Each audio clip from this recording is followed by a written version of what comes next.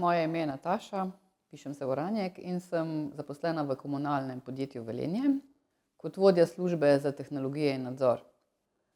Seveda zanima me kot kemika mnogo stvari, v prostem času pa tudi zelo rada zahajam v gozd, v hribe, se vozim s kolesom, pozimi tudi smučam in pa seveda tudi rada pohajkujem in plavam v morju.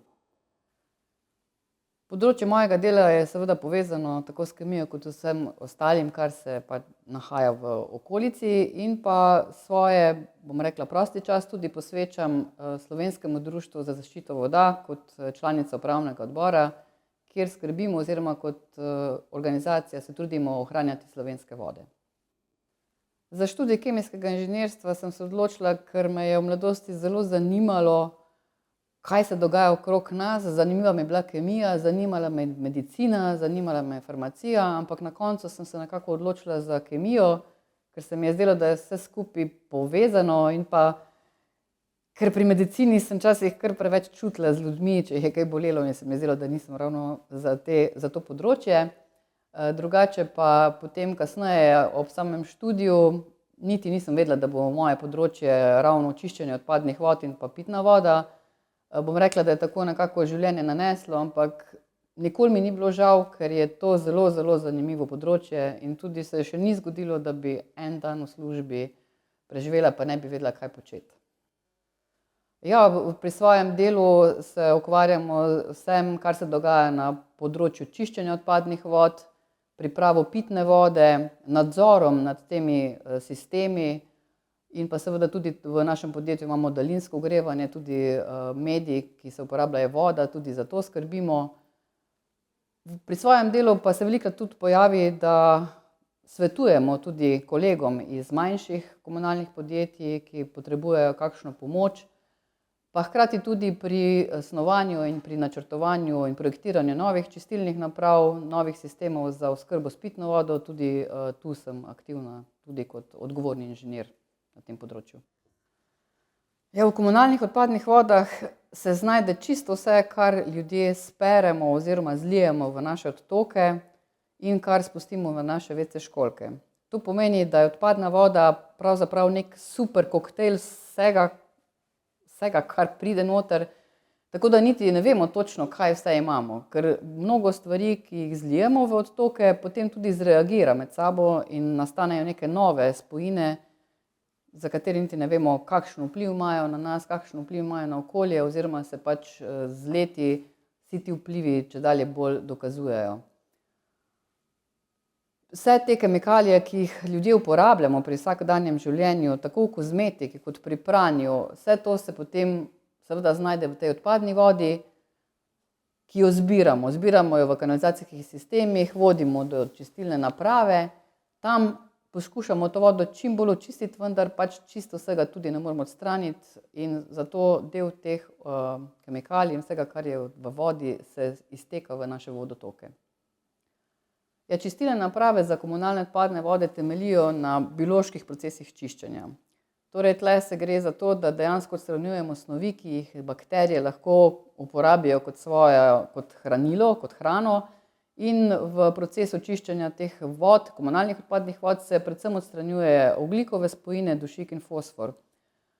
Za te namene imamo vzpostavljene monitoringe, to pomeni, da načrtno vzorčimo odpadno vodo, v teh vzorcih določamo posamezne parametre, kot sem že naštela, se pravi organsko onesnaženje, ki ga mi določamo v obliki kemijske potrebe po kisiku in biokemijske potrebe po kisiku, pa potem vse oblike dušika, kot so nitratni, nitritni, celotni dušik, ortofosfati, celotni fosfor, in pa seveda tudi koliko je še raztopljenega kisika v tej vodi, ki ga spuščamo v vodotoke, pa pH in pa elektroprevodnost.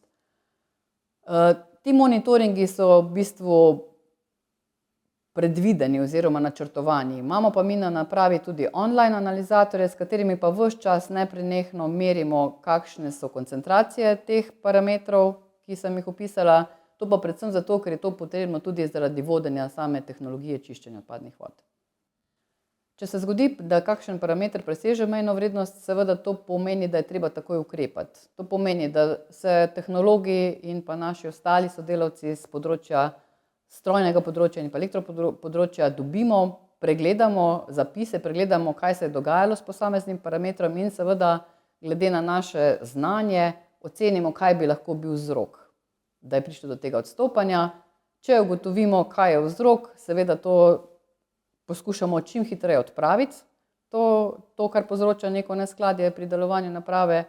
Če pa ne vemo točno, kaj je vzrok, pa seveda se tudi ozremo oziroma se povežemo z našimi kolegi, ki delajo na kanalizacijskem sistemu in jih pošljemo na teren, da preverijo, če se mogoče kaj pozna, da se kaj dogaja na samem kanalizacijskem sistemu, da je mogoče kakšen onesnaževalec spustil kaj v naš sistem, kar noter ne spada.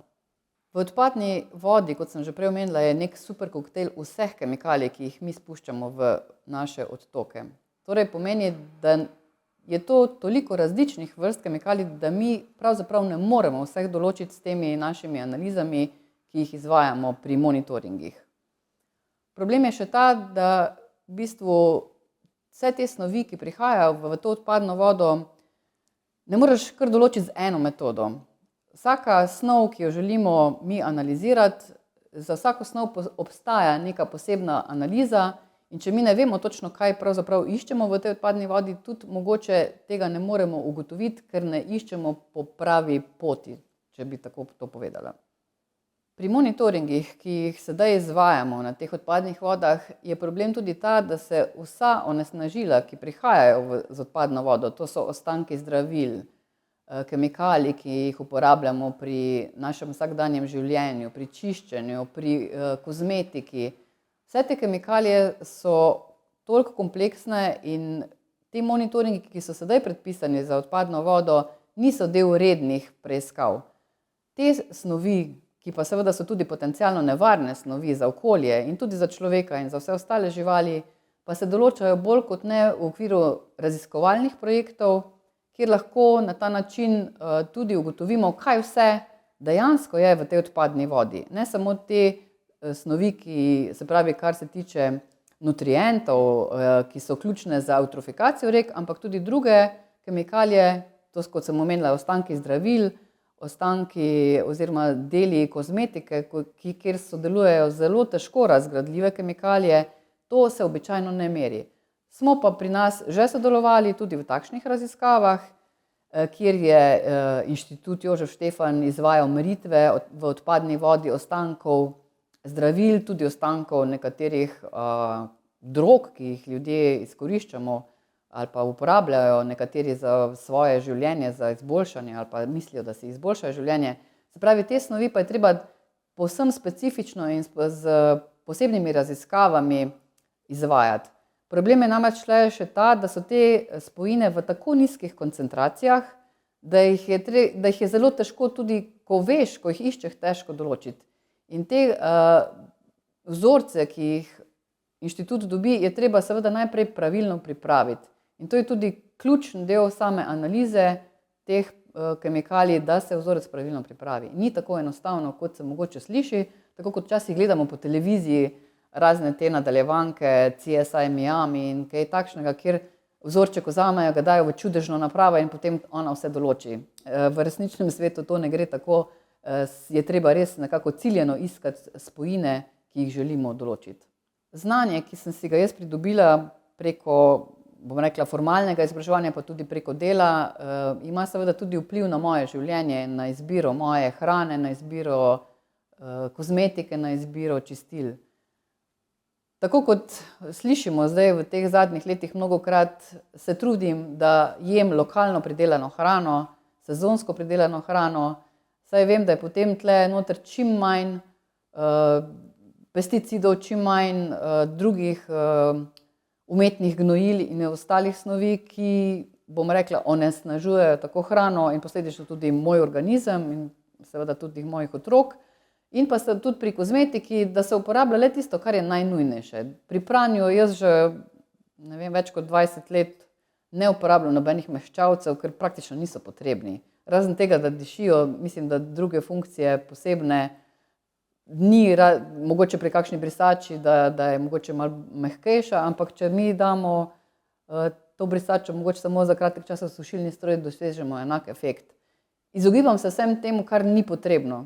Zato, ker če tega ne uporabimo, potem tudi ne bomo s tem onesnaževali okolja, ne bomo puščali nekih negativnih posledic za naše otroke, za njihovo življenje, za naše življenje. Tako ga nekako stremim k temu, da uporabljam samo tisto, kar res rabim.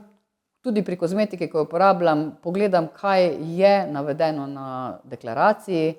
Običajno kupujem stvari, ki jih poznam. Ne eksperimentiram veliko. Če pa se odločim, da bom kupila kaj novega, potem pa poskušam kupiti nekaj čim bolj naravnega, preverim, kaj je notri, a so notri kakšne snovi, ki si jih ne želim, da bi jih uporabljala. Ker vedeti moramo tudi to, ne samo, da mi stvari zaužijemo, tudi skozi našo kožo snovi prodirajo v naše telo. Pa tudi spirajo se v vodo, ko se tuširamo, in vse to konča v naši odpadni vodi. Posledično pa tudi kasneje, ker voda nenehno kroži, ker imamo na Zemlji samo eno okolje, potem to slej ko prej pride zopet nazaj do nas. Pri čiščenju komunalnih odpadnih vod je še vedno ključno to, da odstranjujemo snovi, se pravi to, kar sem prej omenila, nutriente, se pravi ogljikove snovi, dušikove in fosforne. To je zaenkrat bistvo čiščenja, tega biološkega čiščenja odpadnih vod. Če mi želimo, oziroma če bomo želeli iz odpadne vode odstraniti vse to, kar dejansko ob tem modernem načinu življenja vnašamo v odpadno vodo, je seveda treba te postopke nadgraditi. Nadgraditi je treba postopke z bolj, bom rekla, z dražjimi, z modernejšimi tehnologijami, kar pa seveda ni tako enostavno, saj je treba vse te čistilne naprave posodobiti, vse to pa je spet povezano z denarjem. Na nekaterih območjih še teh enostavnih oziroma, bom rekla, osnovnih onesnažil ne odstranjujejo z odpadne vode, kaj šele, da bi bilo to nadgrajeno. Ker vedeti moramo, da te sodobni oziroma te odporne kemikalije, ki jih človek proizvaja, ni tako enostavno razgraditi, treba je uporabiti razne postopke, tako kot so napredni oksidacijski postopki, tudi aktivno oglje, v glavnem različne tehnologije, ki niso potrebne oziroma ne bi bile potrebne, če teh kemikalij mi ne bi spravili v odpadno vodo.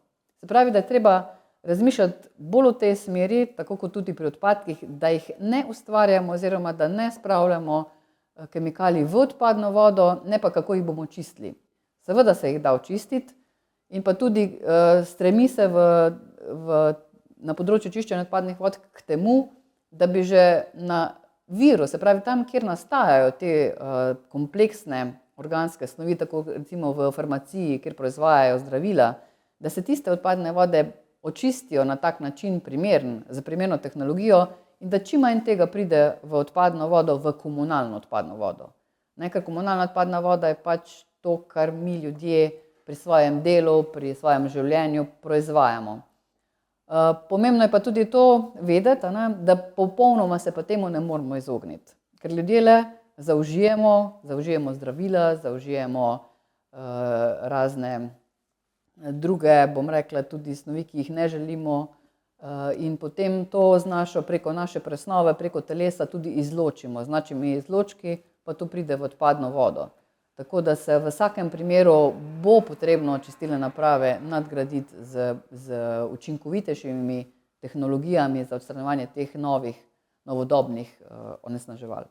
V odpadnih vodah se te novodobne onesnažila, pa tudi mikroplastika, ki spada med te snovi, še ne določuje dolgo, oziroma se te analize izvajajo bolj projektno.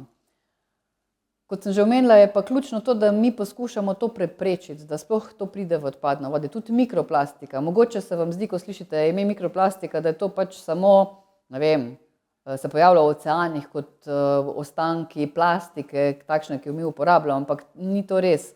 Med mikroplastiko sodijo tudi vlakna sintetičnih oblačil.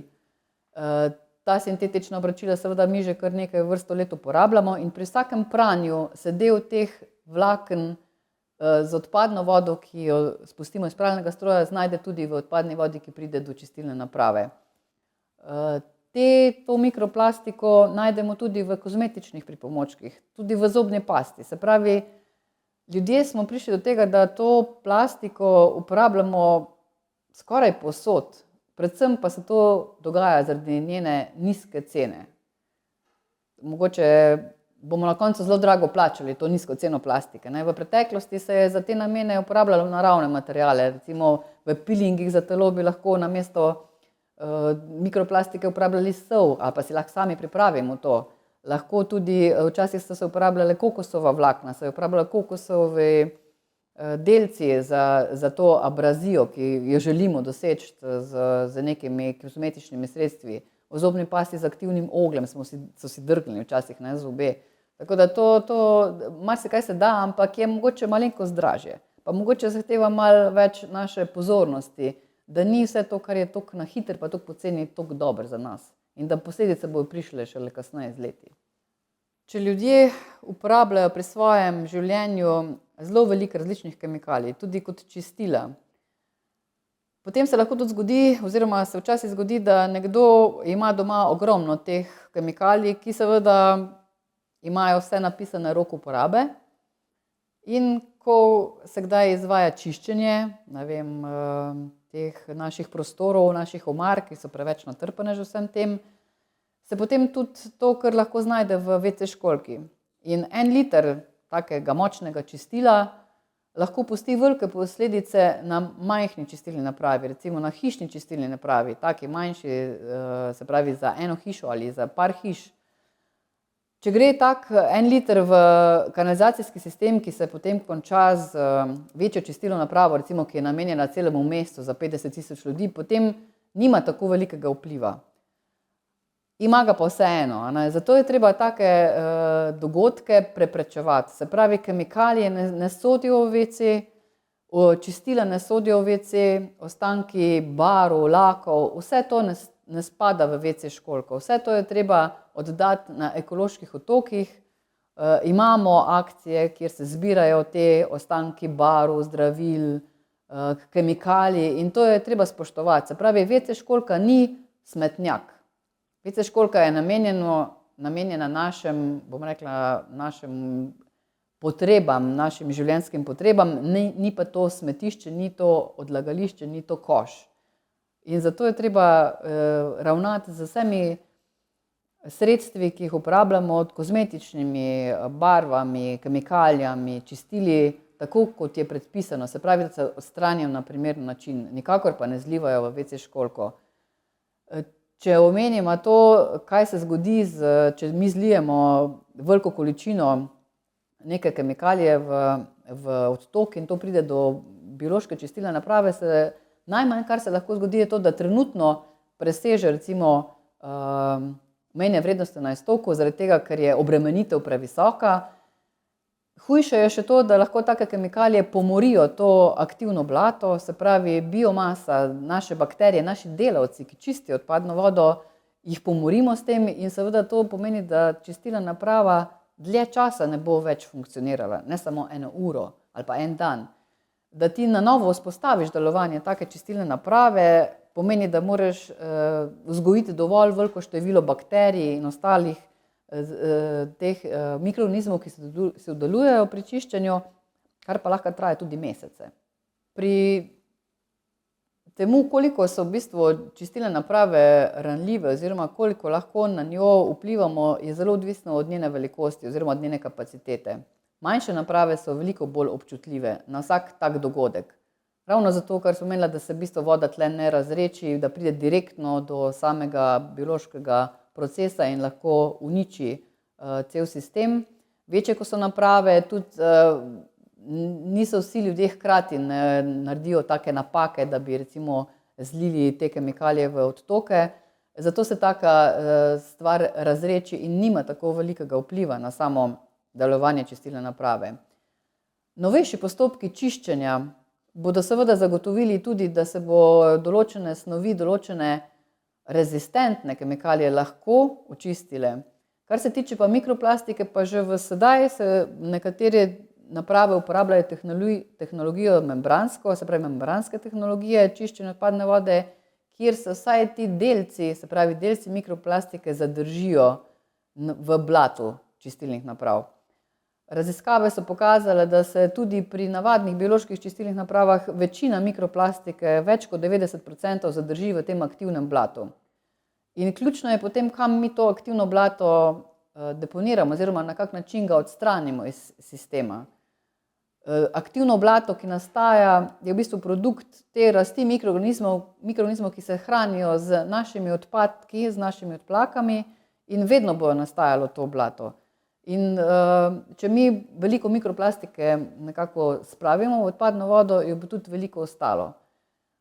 Trendi so tudi, kot sem že prej omenila, da se recimo filtri za mikroplastiko vgrajujejo v te novejše pralne stroje. Se pravi, da že na izvoru preprečimo, da bi sploh mikroplastika prišla v odpadno vodo in na ta način tudi na koncu ne bomo imeli težav z odstranjevanjem tega. Kot sem pa že omenila, te membranske čistilne naprave pa vsaj ta del raztopljenih oziroma neraztopljenih snovi zadržijo, raztopljene pa še vedno odtekajo v vodotoke. Zdaj, postopek ekoremediacije, kolikor ga jaz poznam, je praktično biološko čiščenje tudi neke vrste ekoremediacija. To so v bistvu postopki z mikroorganizmi, to ni neka tehnologija, ni uporaba nekih kemikalij. Pri komunalni odpadni vodi se večinoma uporabljajo biološki postopki. Tako da tukaj čist ne vem, kaj bi lahko še nadgradil.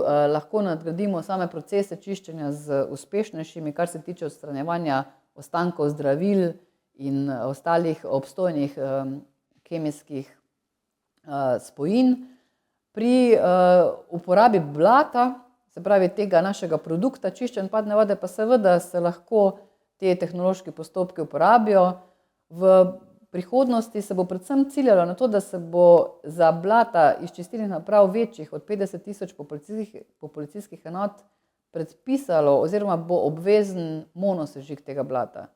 In sicer z namenom, da se vse te polutanti, vse te nevarne snovi odstranijo, reciklira pa se fosfor, ki je pa spravljen oziroma shranjen v teh mikroorganizmih in nam ga v okolju primanjkuje. Fosfor je ena izmed takih spojin, ki se ga da reciklirati in ki se vgrajuje v vsako živo bitje in seveda je pomembno tudi potem za gojenje rastlin in pa za našo hrano, pridelavo hrane in pa seveda omejenje v okolju. Nekako so projekcije, da leta 2050 bomo že precej na tesno z tem elementom, tako da Evropska unija nekako predpisuje, da bi z letom 2030 bilo to obvezno, se pravi obvezen monosežig blata z namenom recikliranja fosforja in pa odstranjevanjem vseh nevarnih snovi, ki se znajdejo v blatu. Blato se sedaj že uporablja kot gnojilo, se lahko uporablja kot gnojilo, seveda pod določenimi pogoji, ampak ti pogoji so sedaj dosti ohlapni, zato ker se meri samo koncentracija nekaterih težkih kovin in pa dušika in fosforja, ostalega pa ne. Ne meri se ostankov zdravil, ne meri se ostanka mikroplastike. Vse to pa vemo, da lahko prehaja tudi v rastline in posledično tudi s hrano zaužijemo to mi oziroma pred nami živali in celo pri nekaterih spojinah pride do magnifikacije, se pravi, da se to nalaga in seveda učinek povečuje. Monosežig blata pomeni v bistvu, da se lahko na napravi, ki bo narejena oziroma sprojektirana izključno za sežig, se pravi blata iz čistilnih naprav in nič drugega.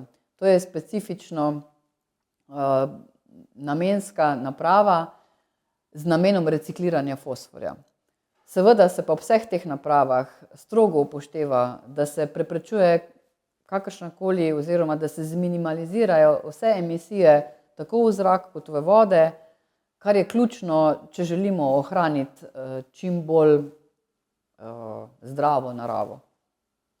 Pri tem, ko se pogovarjamo o odpadni vodi, ne moremo mimo tega, da je vse skupaj povezano, da imamo na našem planetu en vodni krog, da voda okoli nas kroži in da nikamor ne gre in od nikoder ne pride. In voda ima tudi to značilnost, da je neke vrste super topilo. V vodi se marsikaj raztaplja in preko tega tudi prehaja iz odpadne vode v vodotoke, vodotoki napavajo podtalnico, iz podtalnice mi črpamo našo pitno vodo. Zaenkrat je večina pitne vode v Sloveniji v dobrem stanje je dobre kvalitete. Razen neke težave imajo mogoče na vzhodu Slovenije, kjer je veliko kmetijstva, tam se ubadajo oziroma imajo težave tudi že z nitrati in pa tudi s pesticidi.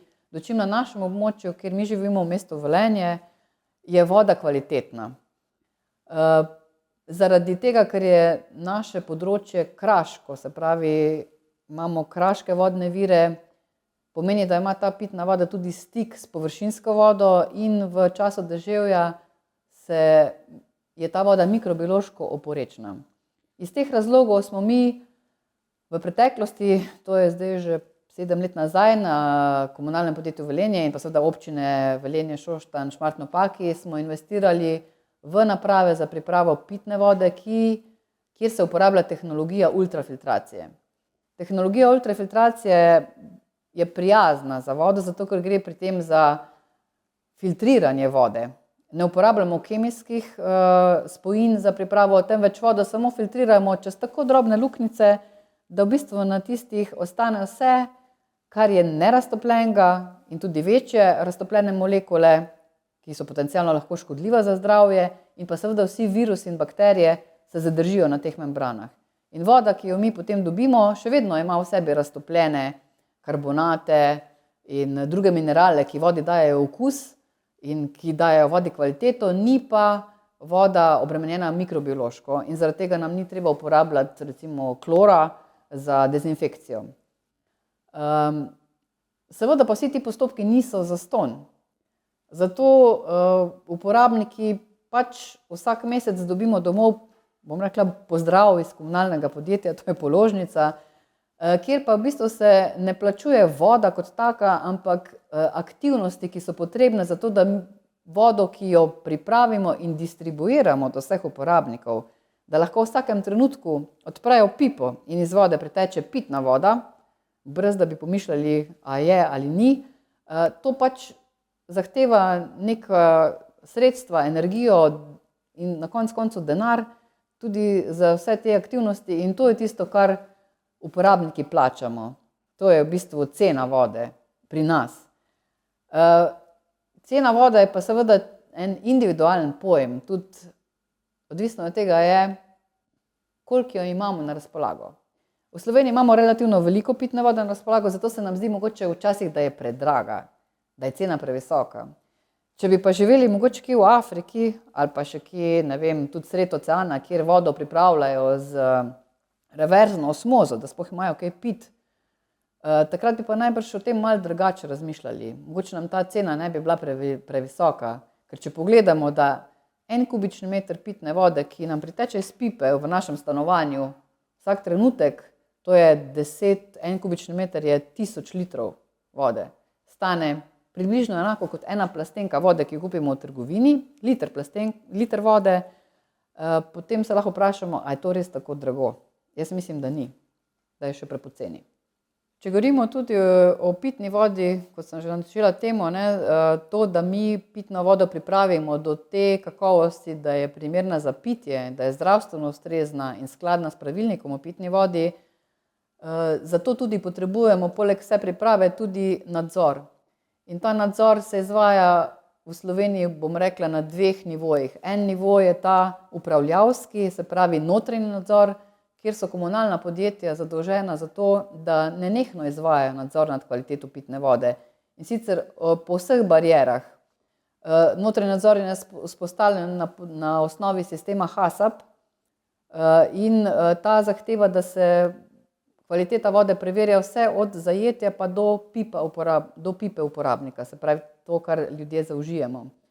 V okviru tega je seveda vzpostavljen monitoring, kjer se izvajajo meritve posameznih parametrov, ki so pomembne glede na to, katera stopnja priprave vode je. Se pravi, na zajetjih mi analiziramo več parametrov, od, ne vem, težkih kovin, organskih snovi, mikrobiološko, potem, ne vem, pesticidi, amonijev dušik, nitrati, vse te parametre kontroliramo na zajetju. Potem pa tekom postopka priprave vode to, bom rekla, zmanjšuje oziroma prilagajamo temu, kaj mi delamo in kaj želimo, da se iz te vode odstrani, in to tudi kontroliramo, ali je bilo uspešno izvedeno. Se pravi, da je ta notranji nadzor namenjen temu, da mi ves čas preverjamo skladnost te pitne vode, skladnost s pravilnikom, zdravstveno ustreznost in našim uporabnikom seveda pripeljemo na pipo takšno vodo. Potem pa je tu nad nami še ena inštitucija, to je pa državni monitoring, ki se pa izvaja popolnoma neodvisno od izvajalcev javne službe oskrbe s pitno vodo. Tam pa država postavi, glede na to, koliko je število prebivalcev na določenem območju vodooskrbnega sistema in tudi glede na te parametre, ki so ključni za to, da ima država podatke o tem, kako so oskrbovani njeni državljani, in od mikrobiološke kakovosti pa tudi do kemijske kakovosti. Se pravi, ta monitoring pa država izvaja popolnoma neodvisno od upravljavca sistema vodovoda in se izvaja tudi večkrat letno. Po posameznih sistemih, kot sem že omenila, glede na to, koliko ljudi se iz nekega vodovodnega oskrbovalnega sistema oskrbuje, toliko več vzorcev je. Se pravi, več kot ljudi oskrbujemo, večkrat vzamemo vzorce, zato ker je pomembno, da če slučajno kaj ni v redu, bo še več ljudi zbolelo. In v Sloveniji po podatkih tega državnega monitoringa, ki je seveda dostopen vsem na spletni strani, si lahko to ljudje pogledajo, kaj se analizira in kakšni so rezultati, je ključno to, da ti večji vodovodni sistemi imajo običajno boljšo vodo oziroma bolj obvladovano, če temu tako rečem. Manjši vodovodi, tudi tisti manjši od 50, so pa najbolj ranljivi, podobno kot pri odpadni vodi. Tam je pa nadzor malo manjši, za te manjša naselja, kjer je celo manj kot 50 uporabnikov, običajno ena oseba skrbi za to, in takrat tam pa lahko pride tudi do kakšnih odstopanj, in tudi iz tega monitoringa državnega se vidi, da največ neskladnih vzorcev je na teh manjših vodovodih. Občasno se k nam oglasijo ljudje, ki imajo na svojem dvorišču vodnjake še od svojih babic in dedkov, in ker nekako imamo trend, da želimo nazaj k naravi, imajo tudi občutek, da bi bilo veliko boljše in bolj zdravo za njih, če bi pili vodo iz tega vodnjaka, kot da pijejo vodo iz vodovodnega sistema, ki ne vejo, kaj vse ji dodajamo. Takrat tisti ljudje, ki se nekako pa vseeno zavedajo, da mogoče obstaja možnost, da pa ta voda ni dobra oziroma ni ustrezna, prinesejo vzorce, kjer si želijo, da ugotovimo, a je ta voda za pit ali ni za pit. Taka so običajno njihova vprašanja. Seveda se z vsakim najprej pogovorimo in ga tudi vprašamo, kakšen je namen uporabe te vode, ali mislijo imeti to vodo za pitje ali zgolj, ne vem, za namakanje vrta, za zalivanje rastlin. Običajno naredimo v tej vodi, prvi pokazatelj že je v bistvu mikrobiološka onesnaženost. Strankam tudi povemo, naj prinesejo vodo takrat, kadar so razmere najslabše. To pomeni po kakem dežju, kadar je možnost, da se iz površine izperejo mikroorganizmi ali pa tudi kakšni ostanki gnojil v to vodo, in takrat je relevantno, da mi določamo, kakšna je ta voda. Običajno se zgodi, da je ta voda ni ustrezna, da vsebuje mikroorganizme, ki niso dovoljeni oziroma ki lahko škodujejo zdravju človeka. Po njihovih vprašanjih, pa sej to vodo so pili že naši dedki pa naše babice, pa mi jo pijemo, pa nam nič ni, ampak vseeno bi radi vedeli, kakšna je. Takrat potem lahko povemo, kaj se lahko zgodi. Nekdo, ki živi in ki uporablja to vodo dlje časa, lahko tudi njegov organizem razvije odpornost na te prisotne mikroorganizme in se ne odzove. Se pravi, da je nekako imun na te mikroorganizme, ki jih še od majhnega recimo uživa. Lahko se pa zgodi, da ta oseba zboli ali pa da se v družino rodi nov otrok, ki je seveda dosti bolj občutljiv na take mikrobiološke prisotnost mikroorganizmov, ki so v tej vodi, tako kot so recimo skupne koliformne bakterije, Escherichia coli, enterokoki, ki v vodo prihajajo kot posledica fekalnega onesnaženja.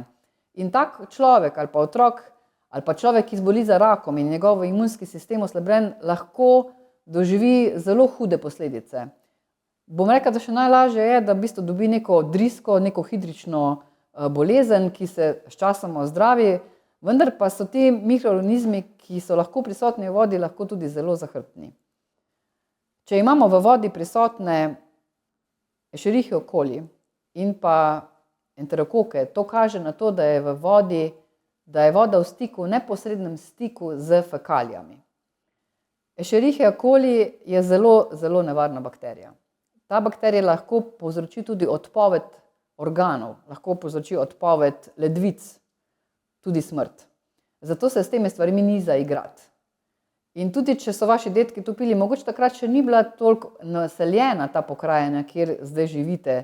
Ni bilo toliko, bom rekla, teh dogodkov, ki se sedaj dogajajo, teh ekstremnih nalivov, ki spirajo vse to, kar se nahaja na zemlji, v zemlji, pod zemljo, do teh nosil, teh vodonosnih plasti.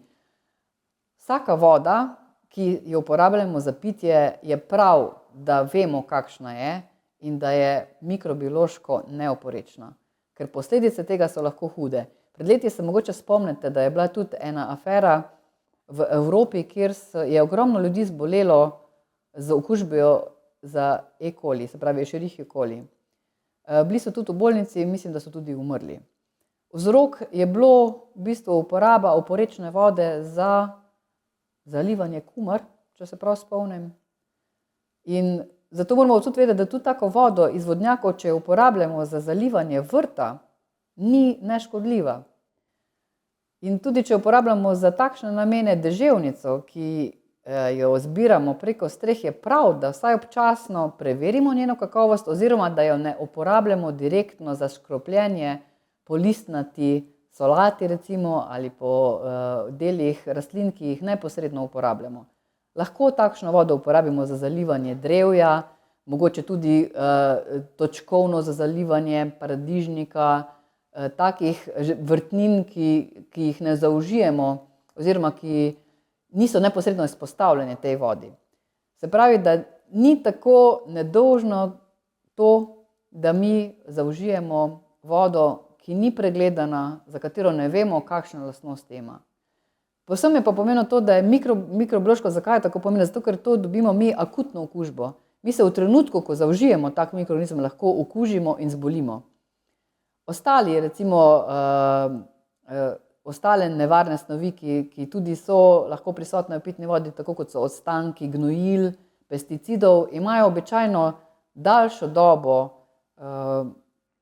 rabijo daljši čas, da se poznajo na zdravju. Seveda so nesporno se ne sme uporabljati, ampak ravno ta mikrobiološki dejavnik je tak, ki je ključen oziroma ki je akutni in ki v trenutku lahko zboli cela vas, celo naselje, ogromno ljudi. Tako da tle je res treba biti pozoren in če imate kakšne vodnjake, dajte te vode pregledati. Tudi ta uporaba raznih vodnih, bom rekla, potočkov, virov, kot v našem okolju opazujemo, da se ogromno ljudi ustavlja ob cesti pri Šoštanju pred termoelektrarno, kjer je nekoč bil zdravilen vodni vir, dajte to vzeti z rezervo. Ta zdrav vodni vir ni vedno zdrav. Tudi mi smo že tam opravljali analize, ugotovili, da voda ni skladna s pravilnikom pitni vodi. Celo na enem dogodku je bilo to, da so noter celo bila zaznani v bistvu neka nafta ali neki ostanki nekih barvil. Ampak ko smo mi to obvestili občino in ko je občina obvestila svoje uporabnike, je bilo največ komentarjev na spletnih straneh oziroma na Facebooku, ja, to pravijo komunalci, ker hočejo zaslužiti. Daleč od tega, a ne. Mi, ne glede na to, da pošiljamo položnice enkrat mesečno, imamo nekako tudi znanje in tudi vemo, kaj je lahko problem pri takšnih vodnih virih, zato se včasih tudi gremo sami nekaj vzočiti, pa dobimo neke analize, pa vidimo, da mogoče voda ni ustrezna, pa opozorimo ljudi, da ni dober. Najbolj pa me skrbi, ko včasih poslušam ljudi, ki so zboleli za težkimi boleznimi in potem se nekako želijo vrniti k naravi in iščejo vse možnosti, najdejo tudi neke izvirčke, neke izvire in potem tam tja hodijo in si polnijo cisterne s to vodo. Če ta voda ni pregledana, potem si lahko naredijo včasih tudi več škode kot koristi. Če je v takšni vodi namreč če so prisotni mikroorganizmi, se bo s tem, ko človek vodo natoči v neko posodo in potem hrani pri sobni temperaturi doma, ti mikroorganizmi še dosti bolj namnožijo. Če to vodo filtrirajo skozi naprave, ki niso pregledane, ki niso vzdrževane skladno z vsemi navodili in kjer se filtri ne menjajo, potem lahko uporabo takih naprav tudi sebi naredijo več škode kot koristi. Tudi na tem področju smo že imeli izkušnje, da je človek prinesel vodo iz pipe, pa vodo po filtrirni napravi. In kaj smo mi ugotovili? Voda iz filtrirane naprave je bila polna mikroorganizmov. Zato, ker se pač tisti filter ni menjal skladno z navodili proizvajalca. Ker ta filter, če ga mi predolgo uporabljamo, če ga ne menjamo, potem nastaja kot neko gojišče. Mi začnemo na tem aktivnem oglju gojiti mikroorganizme, ker aktivno oglje ni aktivno ves čas, ima omejeno dobo. Na začetku je aktivno, ker tam so aktivne te pore, kamor se vežejo organske snovi, ko pa so enkrat te pore zapolnjene, pa potem to ni več aktivno in postane, kot da imamo neke kroglice, drobne kroglice, kamor se pač mikroorganizmi naselijo. In ta oseba, ki je tako ali tako bila bolana, je potem pila v bistvu še slabšo vodo, kakor če bi uporabljala vodo iz pipe. Tako, kakor če bi uporabljala vodo iz pipe. Tako, jaz nimam certifikata someljeja za pitno vodo, ampak jo pa veliko pijem. In prva stvar zjutraj, ki naredim, je ta, da si odprem pipo doma, ne? Vedno sicer stočim najprej vodo malo, da se steče iz cevi, ker je stala tam čez noč, potem pa je moj prvi obrok ali pa karkoli dam v svoje telo voda iz pipe, najmanj 2-3 deci in mislim, da je to dobro za mene, pa tudi vsem ostalim to priporočam, da naredijo zjutraj najprej, ko se zbudijo. Na naši čistilni napravi analiziramo na težke kovine in tudi na živo srebro, blato in pa tudi iztok iz čistilne naprave. Iztok iz čistilne naprave ima mejne vrednosti oziroma dosega koncentracije živega srebra pod mejnimi vrednostmi, celo pod mejo določitve. V preteklosti pa smo v našem dehidriranem blatu zaznali nekaj tudi živega srebra, še vedno se meri, še vedno so koncentracije daleč pod mejami dovoljenimi, ampak bom rekla, v času, ko se je na našem področju, mislim, da je bilo to tam leta 2011, ko se je začelo aktivno praznjenje greznic, takrat smo v našem blatu zaznali rahlo povišano vrednost koncentracije živega srebra.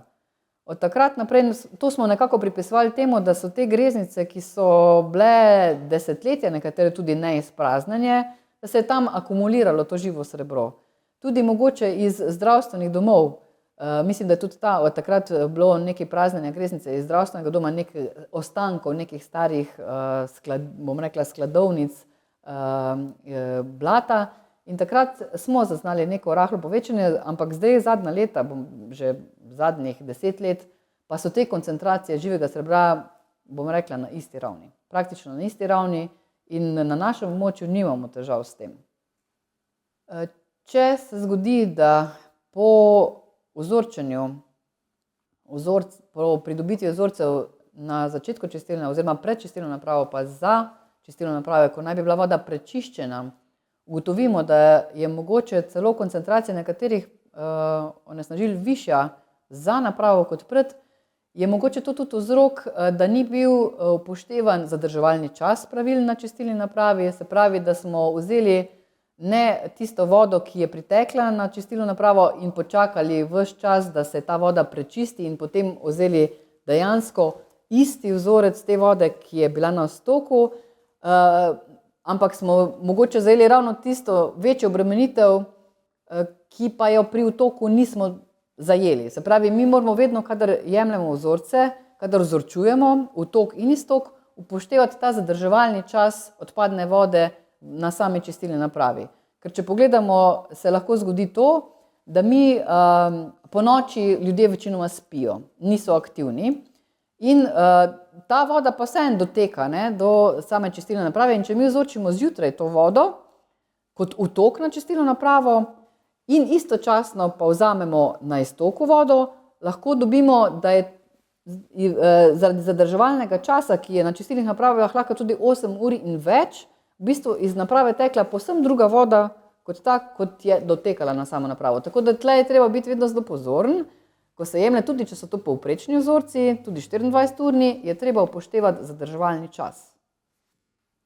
Pri hišah, ki so izven aglomeracij, se pravi, to je okolje, kjer je gostota poselitve manjša, še vedno ni predpisano obvezno kanalizacijsko omrežje in tudi, ki se običajno konča s čistilno napravo, ampak so lahko hiše še vedno obstajajo z obstoječo greznico. Tiste, ki se pa prenavljajo oziroma gradijo na novo, pa je za njih že predpisano, da morajo imeti čistilno napravo. Za same greznice je značilno pač to, da več kot nekako 40% niso sposobne prečistiti vode. Tam poteka anaerobna razgradnja, usedejo se vse suspendirane snovi, na ta način vsekakor razbremenimo odpadno vodo, nekaj poteka anaerobnih procesov in ta voda je vsekakor boljša oziroma ima boljšo kvaliteto, če jo spustimo iz greznice, kot če bi jo čisto direktno iz hiše, iz WC-ja v okolje. Vendar to ob današnjih standardih ni dovolj oziroma je fino, če je kakovost čiščenja boljša. Take obstoječe greznice lahko mi tudi nadgradimo oziroma dopolnimo z recimo rastlinskimi čistilnimi napravami ali s rastlinskimi čistilnimi gredami, ki spolirajo to vodo do res dobre kvalitete. In takšna voda, ki potem gre v okolje, je sigurno res dosti boljša kot samo iz greznice.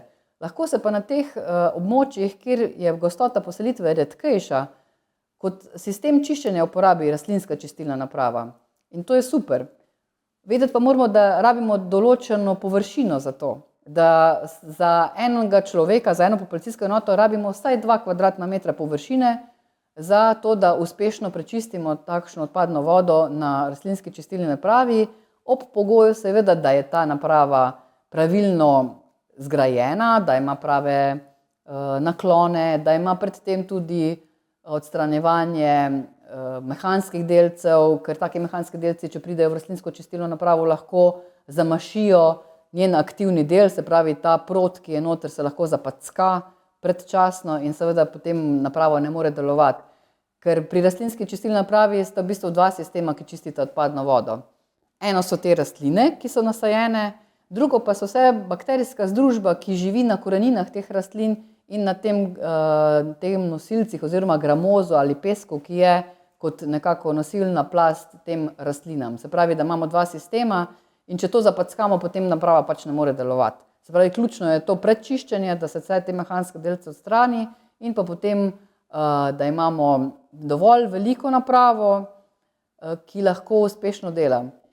Pa še ena stvar je pri teh stvareh, da se je treba tudi zavedati, da če mi tako napravo gradimo na območjih, kjer je običajno nižja temperatura, rabimo tudi večjo površino. Zato, ker kadar temperatura pada, tudi aktivnost mikroorganizmov pada in učinkovitost čiščenja pada.